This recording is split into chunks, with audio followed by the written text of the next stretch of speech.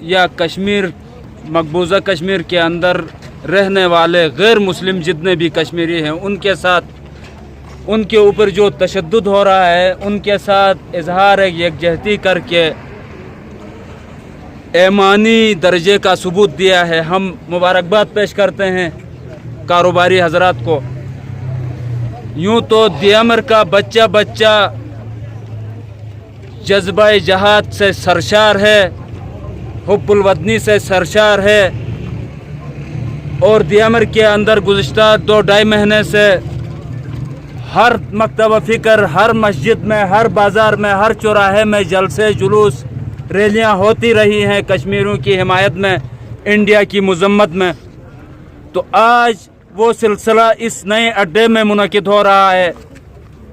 تو اس اجتماع سے ہم کچھ عرض گزارش کرنا چاہیں گے کہ ہر مسلمان، ہر انسانی حقوق کا احترام رکھنے والا دنیا کا ہر فرد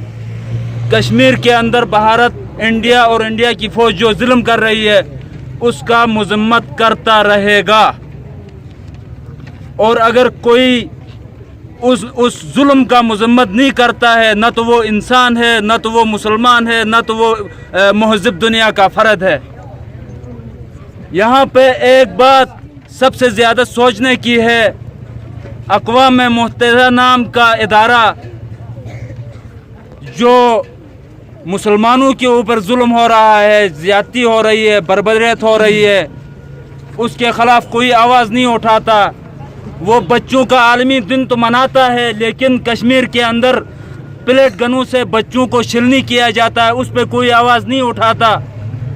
وہ صحت کا عالمی دن مناتا ہے، کشمیر میں جو محصور لوگ ہیں 80 لاکھ، ان کو صحت کی سہولیات نہیں میسر، اس پہ کوئی آواز نہیں اٹھاتا۔ وہ انسانی حقوق کی بات تو ہر جانور کے اوپر کوئی زیادتی ہو تو آواز اٹھاتا ہے، کشمیر میں 80 لاکھ مسلمانوں کے اوپر، ہندوؤں کے اوپر، عیسائیوں کے اوپر زیادتی ہو رہی ہے، کوئی آواز نہیں اٹھاتا۔ تو ہم اقوام متحدہ کا بھی مذمت کرتے ہیں کہ وہ اقوام متحدہ نہیں ہے، وہ اقوام کفر ہے۔ اگر وہ اقوام متحدہ ہے، مہذب لوگ ہیں، تو انڈیا کے خلاف، انڈیا جو تشدد کشمیری مظلوموں کے اوپر کر رہا ہے اس پہ آواز اٹھائے، اور فوری آواز اٹھائے، انڈیا کو روک لے، ظلم جبر کو روک لے، انڈیا کے اندر جو انسانی حقوق کی خلاف ورزیاں ہو رہی ہیں اس کو روک لیں، پلٹ گنوں سے بچوں کو چھلنی کیا جا رہا ہے اس کو روک لیں۔ اگر ایسا نہیں ہوا تو پھر مسلمانوں کا صبر 2 مہینے ہوگا، 3 مہینے ہوگا، 4 مہینے ہوگا۔ ایک دن صبر جب پیمانہ لبریز ہوگا تو مسلمان از خود قانون، بندوق سب کو اپنے ہاتھ میں لے کے جہاد کا اعلان کریں گے، اور اس دن